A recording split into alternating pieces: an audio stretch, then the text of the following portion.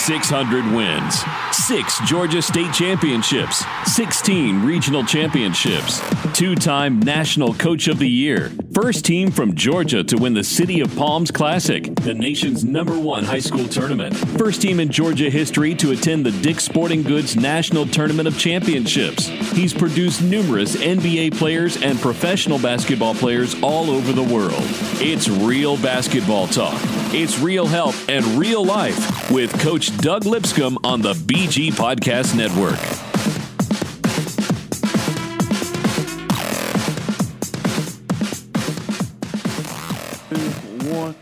And welcome again this week to Real Life Basketball. Darren Sutherland here with a legend, Coach Doug Lipscomb. Coach, how you doing today, man? Great. Let's make 2018 a super year. In a short time, Coach, we've got nearly 1,000 listeners on a regular basis listening to Real Life Basketball, and we appreciate them, don't we? Yes, we do. Hey, we got our first listener from Zimbabwe this week. Can you believe that? Sounds good to me. Spain. You ever been to Spain, Coach? Oh, yes. You been to Spain? Yes. I ain't been to Spain, man.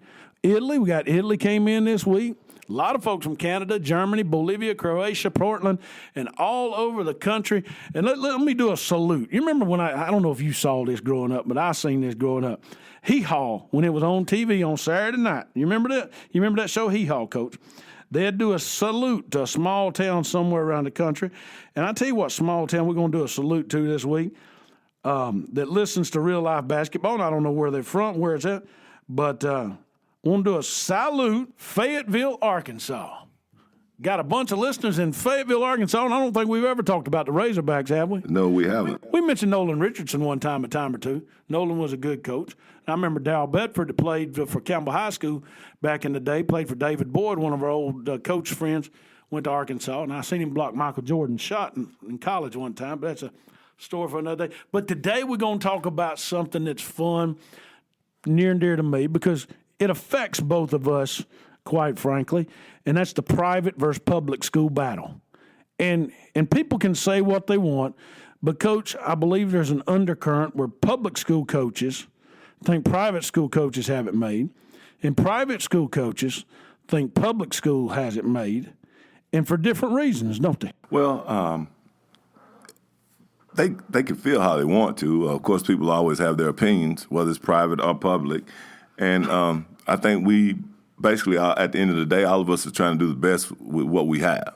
In 33 years, you coached high school basketball.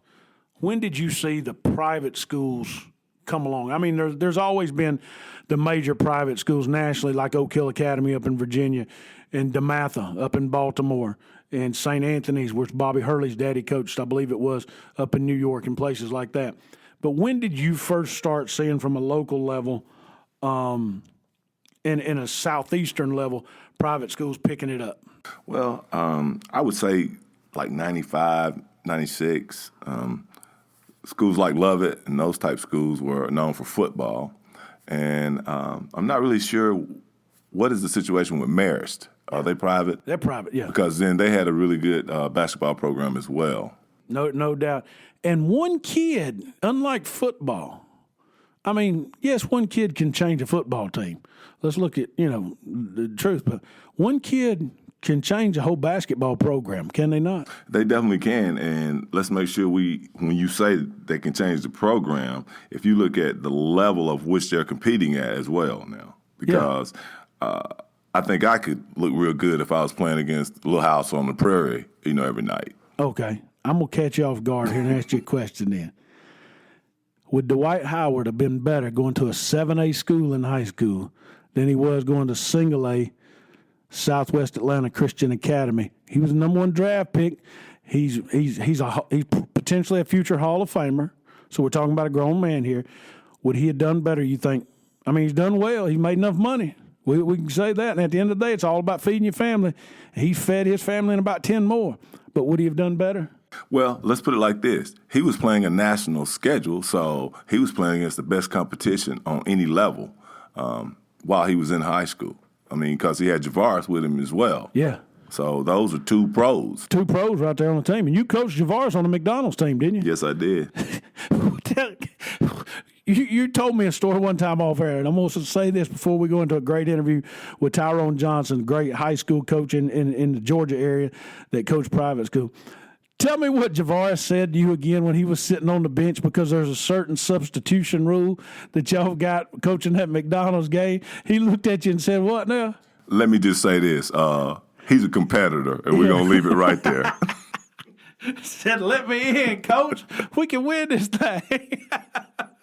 Hey, speaking of interviews and great coaches, we're going to interview Tyrone Johnson, head coach of Whitfield Academy. He's had some great players like Tim Morris.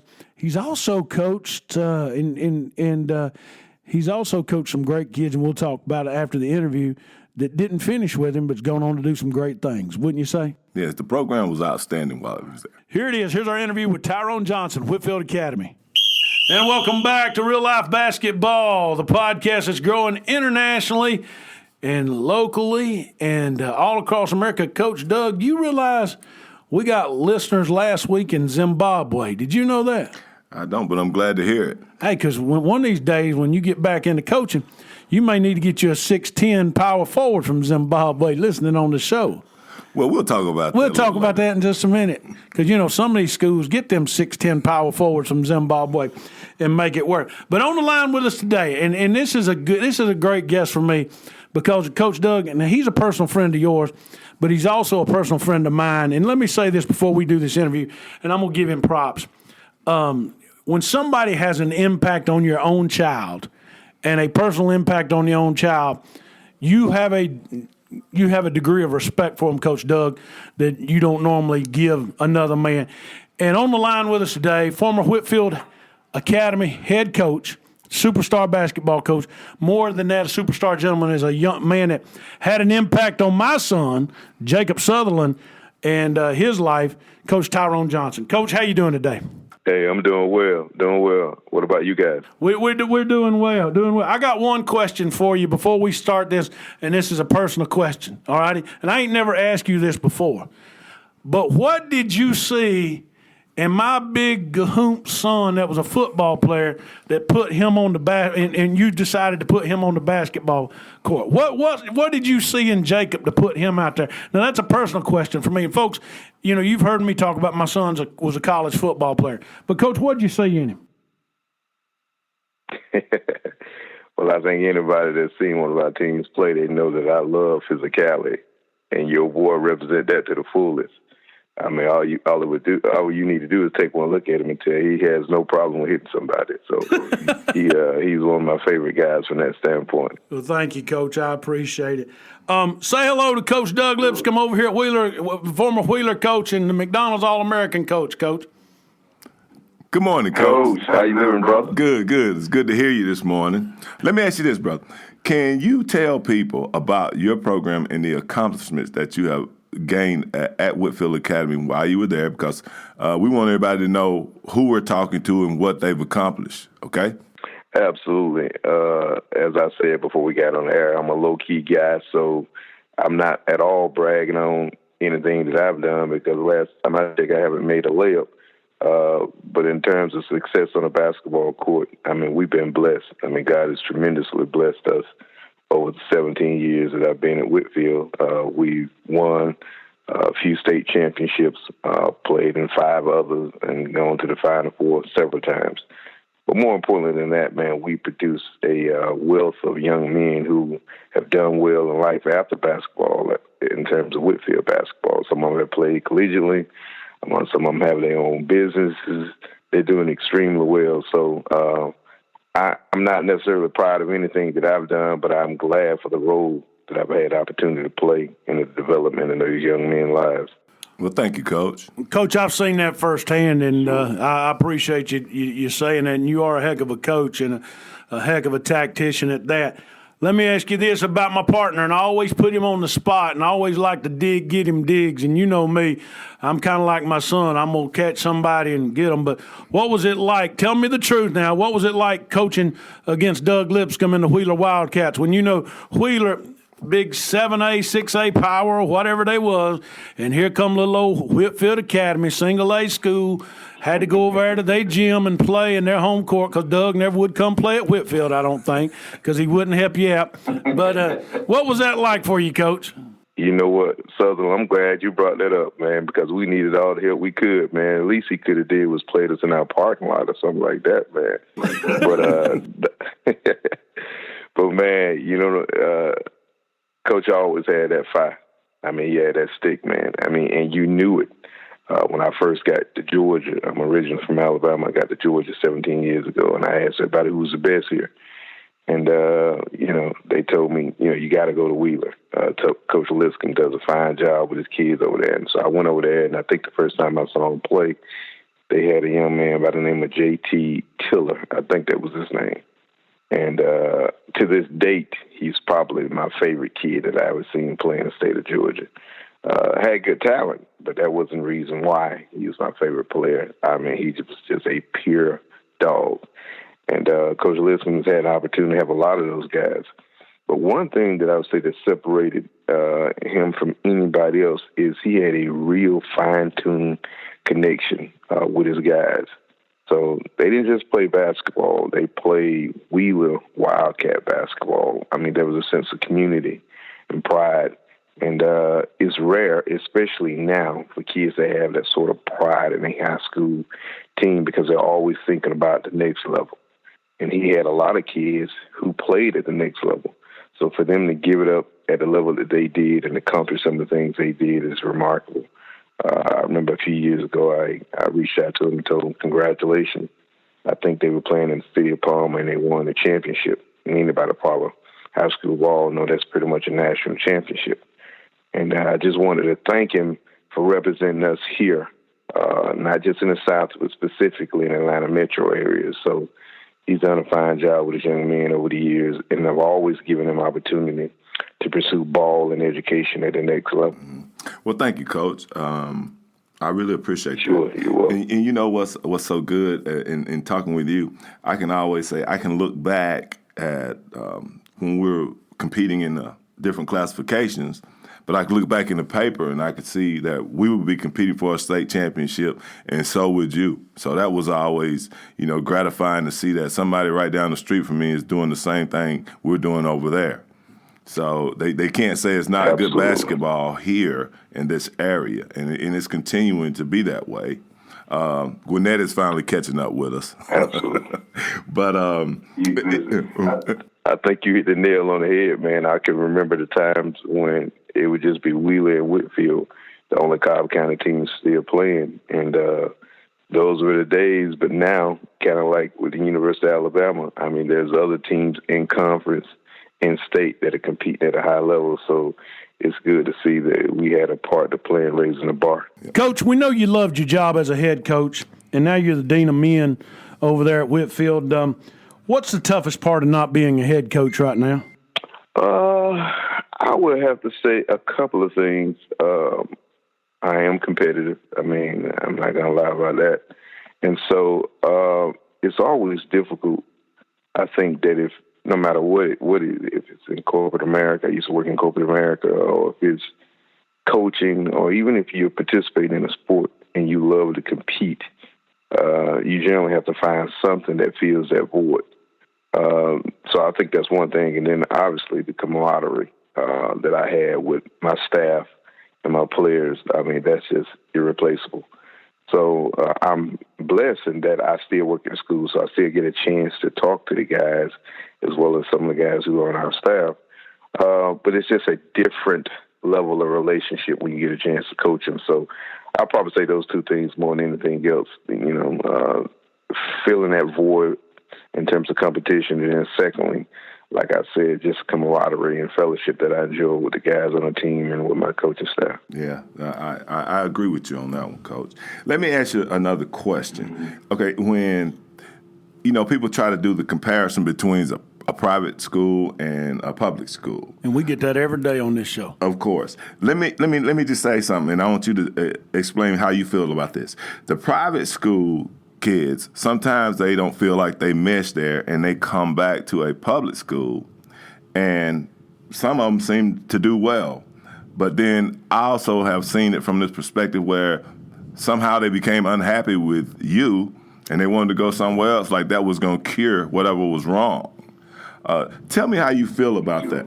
Well, man, it's a fit. I mean, okay, let's just be real about it. I mean, I know nobody really wants to talk about this, but in reality, private schools, we do not have the luxury of having a zone. Now, having a zone where you're gonna get certain kids, it's almost like a double-edged sword. And not having one as a private school, it means that we don't naturally have kids who are zoned to come to our area, which really puts pressure on us as a staff, as a faculty and staff, to be able to recruit the families that we need to come to the school. But then on the other side of it, it also means, that, we also get the benefit of getting kids who are not necessarily in our area, because since we do not necessarily have a zone area per se. So our job is to draw and to promote the school, to recruit families that come over that would be a good fit. And there's an extensive amount of work that goes in that vetting process. Particularly for me, I wanted to make sure that these kids were not only academically capable, but they would be a good private school fit. You say, what do I mean by having a good private school fit? Well, the ratio in the classroom is sometimes 12 to 13 to 1. And so you're going to get a lot of individualized attention. And, like I do, not every kid enjoys that attention in that classroom. Some kids want to sit in the back row. They want to make sure that they, seen but not heard. And in private school, there's no such thing. I mean, you're going to have to produce at a very high level academically. And I've seen, from time to time, I've seen some kids struggle with that, and behaviorally, you're going to get that same sort of attention too. So if you're not a fit personality-wise, then that can be a struggle. And over the years, I've seen that. And then I've also had some kids who just, struggle with me. I'm a hard, demanding coach. I mean, I think anybody been around the program, they'll be able to tell you that. And I think during the beginning of that process, when I tell them who and what I am, because I never lie to you, I think they just think I'm talking. And then once we get in that grind and we start, getting grimy with it, then all of a sudden, Wheeler or Pepperbrook or McEachern or whatever, it seems to be a better option. But like Coach Lipscomb said, I think that's a misnomer. I think it's a misconception that you could just leave one good program and produce at another good program. Most of the time, if you got a problem with work ethic, it follows you where you go. Why do you think, Coach, private schools get such a bad rap with public schools and public school coaches? And it's easy. You know what I'm saying? I mean, anytime you see something that look different or look odd, it's easy to point at that thing. I will say this, overall, I think that private school does a phenomenal job of coaching. And it has changed because when I first got to Georgia, I'll just be straight with you. If we're going to keep it 100, I thought private schools did a lot of recruiting. I really did. There was a lot of kids transferring, particularly after the 9th grade, and we got a bad rap for it. And we should have, because there were some programs who did it and they were not apologetic about it. But I've seen sort of shift in paradigm. Now I see a lot more transfer taking place at the public school level. And I think in 2008, when the economy hit, that really hurt the private school sector. And I don't think that we recovered from that. But like I said, I mean, ball is still being played. So I just see a lot of kids who are moving from school to school. And most of the time, from what I've seen, that's taking place in the public school sector. So kids are going to go where they want to go. I've had some unbelievable talent, man, to leave Whitfield and transfer and go to public school. In fact, most of them do when they leave Whitfield. I've never called GHSA, and I know for a fact some of those kids were recruited. When you get two kids, man, that end up being two pro-level players in different sports, that is, and they leave Whitfield and go to the same school, take a rocket scientist to know that conversations are being made. But, man, I never said a word about it. I mean, come on. If if the kid don't want to play for me, or if he needs to leave, or whatever the situation may be, then God bless him. Yes, I agree, Coach. No doubt. No doubt. Now, Coach, I want you to help me out with a little situation here. Okay, for the people that don't know, usually in private schools, there's a thing referred to as the I-20s, where a foreign kid can move to a school in the United States. But it seems that all those schools that the kids are moving to has to be something affiliated with Christianity or some type of religion, like off the top of my head, I guess Mount Verde. I don't know if that's supposed to be a Christian academy, but they have I-20s. Green Forest has I-20s, and there are other schools. Can you explain how the I-20s work, and would you be able to do that at Whitfield Academy? Well, I'm going to answer that question and rescind in order. Yes, technically we could do that at Whitfield. We've never done that before. And there are some private schools that sort of specialize in that level of recruitment, if I can say it that way. Say it that way. Yeah. Just keep it 100. And I really don't have a problem with that as long as it's done the right way. But here's one of the things that's just absolutely necessary if you're a school that has an I-20. You're going to have to find somebody who basically serves as a guardian parent for those kids who transfer. And like I said before, I really wouldn't have a problem with that if the kids have, if they're of the right age, number one, and number two. Hold on. I got to stop you there. Tyrone, I got to stop you there. What? You said they got to be the right age. Are you contending some? Are you contending some of these kids that come over here, maybe 19, 20, 21 years old? I mean, I thought that only happened in professional baseball. I didn't think it happened, in high school basketball. You think some of these kids are older than what they say? I mean, we're not going to name no kid's name. Coach, I got to tell you this. Hey, Tyrone, I was in the hallway in the gym one day, and one of those kids was from another country. I'm not going to name what school he was at, right? So I said, hey, man, how you doing? He said, how are you doing? I said, now, this kid can't be 16. So really, Coach, there's some of them older than 16, 17 years old, you think? Yeah, but absolutely, man. I mean, and I'm not even trying to stereotype, man, but some of them kids, I mean, I've seen them, and it's no way humanly possible. First of all, just the eye test. When you look at them, you go, they're already standing wide leg, broad shoulders. I mean, we don't see kids like that over here in America. And then number two, just the way that they carry themselves. Some of them carry themselves very well, but they appear to almost be polished already at that age. And you say that age, and I just don't think in some of the cases that they're high school kids. And if you know anything about the process of proving age, and being able to transfer over here, it's a pretty lenient process. So, it's not like they have to produce their birth certificate. So a lot of those kids, should I say some kids that I have seen, in no way do I believe that they're of the right age. Wow. Right. Hey, Coach, recruiting's changed a lot in your tenure as far as kids go. How have you seen recruiting change overall for these high school basketball kids? You've had some great players yourself, like Takel Cotton that played Final Four at Wichita State and a lot of others. But how has it changed? The AAU sector is even more important now than it's ever been before. It plays more of a vital role. So it's no secret. If no one has said it, I say it, man, that the college coaches, they're talking to the AAU coaches now, even more, in my opinion, than they're talking to the high school coaches. And once kids and their families find that out, then really the high school and the high school coaches, they play a very small role in the high school recruiting process. That's what I've seen. When I first started coaching over here, I used to be bombarded with coaches calling me about players that I had.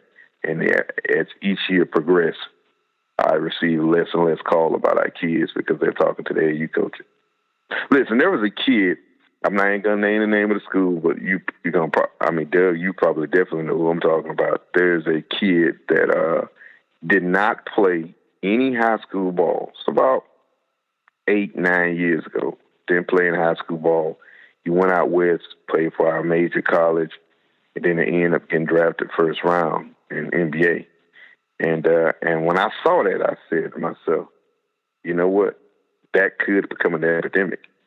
I mean, I can see kids that say, you know, man, my high school coach tripping, and he wants us to do something crazy like share the ball. So I'm just gonna wait, man, and play AAU ball. And I think some of that is taking place, and I think it's going to continue to take place, especially when you look at what LeVar Ball is doing. Well, quite frankly, Coach, you've seen kids in other sports, although they're individual sports like tennis or golf, at a private school, never even step on the, they never step on the tennis court for the private school they attend or play golf for the private school they attend because they're already at such a level that they're playing professionally. You know, we've all seen that kind of stuff happen in the Atlanta area and around the country. We have. And you know what? Now, I think it becomes dangerous when it happens for a team sport. I think there's a big difference. I competed before in individualized sport, and there's some joy in that. But, man, getting a chance and opportunity to compete on a team level, I think there's nothing else you can compare to it in society. But, when you have kids who are dodging, kids who play team sports, and they're dodging a high school team, I think that's real dangerous when you look at the product that we produce. Very dangerous. Very dangerous. Because, it was funny that you mentioned Daddy Ball, but that's basically what it is if you look at it even on that level. This is all about Daddy Ball, individualizing your kids. And what's happening in that situation, I saw something last night just open my eyes up with that situation, is where those other two sons went to Lithuania, and now the oldest son is standing there having to tell people, that's my dad doing the talking. So now his son is on defense and trying to say, that's my dad, but it's causing a very bad chemistry among the team that he's playing with. And I know those are grown men, so you can talk about little kids all you want to. And to me, I don't have a problem with, you doing the media type thing. And it's a smart market because everybody that he talks about is very well popular, very popular people. Like Jordan, he's talking about Shaq, and he's talking about Charles Barkley. And that's so that those people will respond to him and keep him in the limelight. But I don't agree with him talking about the son that's with the Lakers and that the coach is not good, because now you're creating turmoil. Right. And that's not good. Man, I couldn't agree more. I think that when you look at some of the things that LeVar Ball has said, I think that some of it is some of it I'll probably categorize as ingenious. I mean, some of the things he said is just brilliant from a marketing and promotion standpoint. And come on, man, I'm not even sure his other two sons could play. I mean, I've seen some film clip, and I'm like, man, I want to see them play against that Heat and see how they respond. But they're relevant because of his mouth. And some of the things he's doing to counter some of the ills of NCAA, again, I think it's probably ingenious in nature. But along with that is a whole bunch of mess too, man. And the fact that his oldest son is having to defend his own position for or against his coach, who is at the pro level, is just crazy. It's crazy. I mean, this kid is a rookie, and you asking him about the quality of his coach, Luke Walton. So I just think that kind of garbage like that, man, I think it can really destroy a team. Yeah. Coach, we look at the national rankings right now for schools, and, of course, Mount Verde down in Florida is number one right now since Memphis East has lost.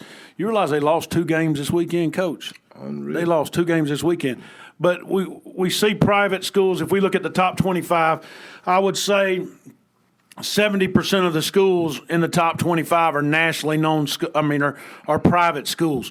Do you see a time in a season when private schools are going to have their own national division or their own clique where they just playing each other, opposed to playing the McEacherns of the world, the Memphis East of the world, things like that? Yeah, I can see that happening if there's a demand.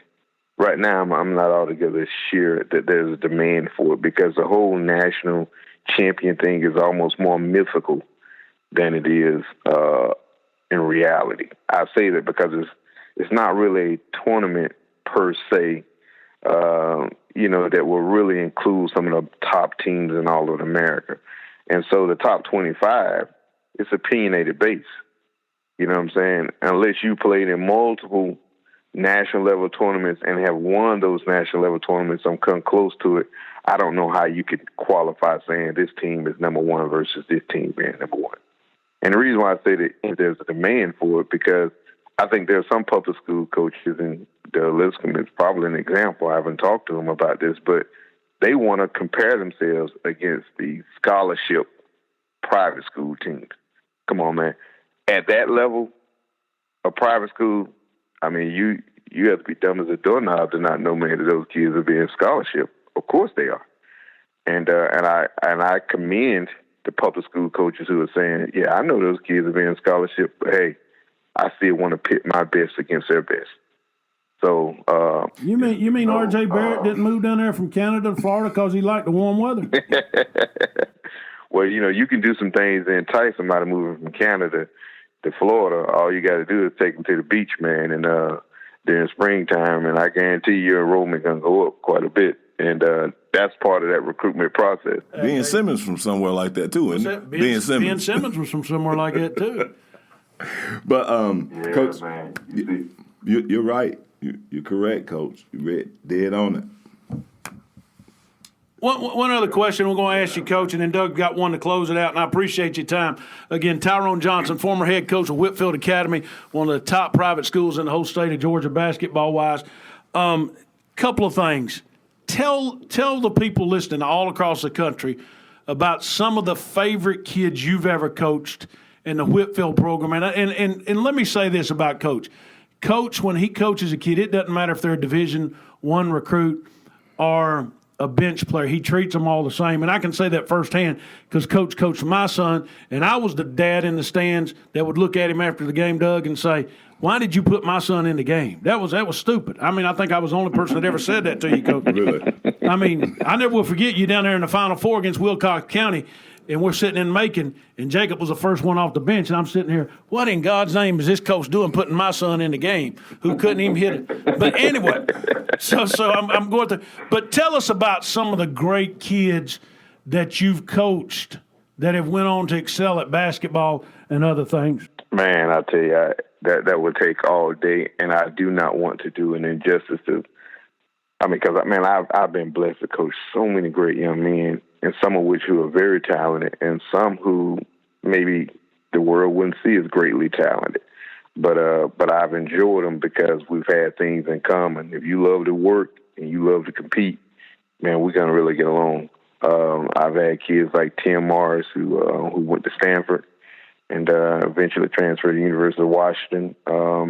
Probably the best player we ever come through Whitfield. Ryan Lamb, kid that was my height, Nike All-American. Back then, you could be a Nike All-American if you did well at the Nike Jamboree camp. I've had Anthony Miller, Anthony Johnson. Those are young men who did very well. Anthony Johnson now, I think he's getting his PhD. He's working in the ministry up in Chicago. I mean, and I'm talking about the real Chicago. I'm not talking about the suburbs of Chicago. I've had people like Jannard Hartley, Kevin McConnell. I mean, Cameron Baskerville, Brandon Reed. Brandon Reed ended up going to Arkansas State, transferring to to Georgia Tech. So, in fact, Cameron Baskerville, a young man that I mentioned, that young man, played ball at Georgia Southern. Now he's coaching on the Brooklyn Nets coaching staff. So some of them are doing extraordinarily well. I have some young men. You know who my favorite player you ever coached was? Who was that? Kel Cotton. Oh, man. Dog. Yeah, that was a dog right there, man. And went on and had a storied career at Wichita State. Yeah, he consummate team player. Absolutely, man. Kenny Gaines wasn't bad either. So we've had some very good players to come through, man, who've done some special things, man, at Whitfield. And it's remarkable because it's a small school relatively in size. But some of them young men that came in, most of them you didn't know anything about when they came in. They were not like they were third after. We rarely ever get a kid that's already accomplished before he comes in. So it put the onus on the coaching staff, man. We have to develop. Well, Coach, I just want to take time right now to make sure that I tell you, man, I really appreciate what you've done for the kids in the community here and for basketball, most definitely. So this is my first year, of course, not coaching in like 33 years. So, like, this is all new to me. So when things start to get on my nerves a little bit, you can look for a phone call from me, okay? Absolutely, brother. Absolutely, man. I appreciate the compliments. I really do, man. And hope you guys continue to grow the show because for years I feel like that basketball at the grassroots level has sort of been the unsung child, if you will. Football gets a lot of attention. Shows like this are very common on the football landscape, but it's good to see, man, that you guys are developing this concept in grassroots basketball. So appreciate the job y'all are doing. Well, we appreciate it, Tyrone. Thank you so much. And, you know I love you, man. Appreciate you for everything you've done for my family in the past. All righty, my friend? Hey, love you too, man. Y'all be blessed. Coach Tyrone Johnson, Whitfield Academy's former coach, with us this afternoon. You know what, Doug? Here's what, and I'm going to say this because I can, okay? Tyrone is a great basketball coach. He really is. But he's also a very humble man. You follow what I'm saying? Okay. Very, very humble. We almost had to pinch him to get him to talk about how good one player was over another. And I'm just going to be honest with you. He's had kids there come to school there. Nick, what was the kid's name that played for the Hawks that came to Josh school? Smith. He had Josh. Josh is a grown man, so I'm going to just say this, okay? Josh went to high school there, didn't make it there, left for whatever reason, went over to McEachern to play. You may know the story. I don't know. But you know what? Tyrone's never done nothing but love the kid. You follow what I'm saying? Mm-hmm. You know what we should have asked Tyrone that we didn't ask him? Lorenzo Carter, playing in the biggest football game of his life, was a player for Tyrone, played for Tyrone for a couple of years in basketball, went on. And what we fail to realize a lot of times, and I give you credit for this and Tyrone credit for this, is the impact in kids' lives that they have that goes beyond basketball. You follow what I'm saying? Right. Wouldn't you agree? I totally agree. And that's why if you'll keep up with me on any of the social media sites, you'll see me edifying my players because without them, there's no me. And I want to make sure that I let them know how much I really appreciate them throughout the 25 years that I was there. Well, we're going to take a halftime break. We'll be right back to finish out the show on real life basketball. And again, great interview with Tyrone Johnson there, former head coach at Whitfield Academy, now Dean of Men, and good fella, wouldn't you say? Yes, I always enjoy talking to Coach Johnson. You know what? I don't see many folks saying much bad stuff about Coach Johnson. I hear them say a lot of bad stuff about some other folks, but Coach Johnson, you don't hear nothing other than he just wins all the time, no matter who he had over there. Well, that's nice. And I definitely don't have anything bad. If I was heading up a program in this area, and I'm going to say this from a personal standpoint, if I was heading up a program and I wanted to build a program from the top to bottom, between yourself and Tyrone Johnson, that's two pretty good coaches to look at, wouldn't you agree? Well, you're talking about a couple of state championships. Just a few in between you. Yes. Just a few in between you. You know what we didn't ask Tyrone about? And it's a prevalent tonight that we talk about this, but Tyrone coached Lorenzo Carter over at Whitfield Academy for years before. He did kind of mention two kids left Whitfield and went to another public school program. And we won't, I mean, you can put two together if you know the story, but I'm not going to get into that. But Lorenzo was one of those two kids that left Whitfield and went. But Lorenzo was playing for the national championship night. Lorenzo was a good kid, very good kid. Very good kid, and I'm going to tell you, he's a tremendous athlete. Very good basketball player. In fact, I think he blocked that field goal. Yeah, he did. He did at the Rose Bowl. I was there and saw it. And Lorenzo, on a personal standpoint, and I've got to be totally upfront, was a good friend of my son's and my family. Had spent time in my home, and I think he's made the right decision transitioning from basketball over to football because more than likely he'll be a top draft pick this year in the NFL draft. So he'll be all right. But that public-private school debate is going to be one that's going to go on for a while, don't you think? Oh, as long as they got schools open, yeah, it's going to be a debate. What a Coach, I didn't ask you this, but what do public school teachers think of private schools? Do they think, man, these guys got it made, eating Golden Corral lunches, they doing this, and this. They don't have to deal with the little Johnnies that don't want to be here. Just be real with me. What do they think? What's the teachers thinking? Well, I can't speak for everyone else, but I speak for myself. I think as an educator, you are going to be bombarded with stuff that really sometimes doesn't make sense. You say they don't have to deal with little Johnnies, but they have to deal with little Johnny's parents. So you pick your own poison. I will tell you this from my own personal experience. I coached middle school football at McEachern. Was highly successful in McEachern. Okay, won 2 county championships, and you know the kind of kid. For those of you listening around the country, McEachern's one of the top football programs in the country. And I transferred over to Whitfield. Somebody said, "What was it like going to Whitfield, where Tyrone was, and coaching?" I said it was like going from the U in Miami to Vanderbilt. And they said, "What do you mean by that?" I said, at McEachern, all that mattered was winning. When I went to the U, it's like you said, you had to deal with the parents at Whitfield. So, they've got their own set of problems, too. They've got their own set of problems. Ain't nothing easy in this world if you win. No, it isn't. And, I mean, you got to get up and lace them up and go to work every day and be prepared. Hey, before we close out, we've got to keep the Zion watch open. From what I understand, he's going to make a decision on January the 20th. That's, I believe, Friday week. And the top school's in the running. That's Zion Williamson up at Spartanburg Day School, #1 high school player in the country. From what we're hearing, Kentucky's in the mix, Coach. North Carolina's in the mix. Clemson's in the mix. And Kansas is in the mix. You hearing anybody else is in the mix, really? Well, as long as he's not going to Lithuania, I'm good. They're going out there and playing with the Ball brothers. He could go out there to Lithuania and probably play better than the Ball brothers, wouldn't you say? For sure. What about this? Ain't nobody never said this.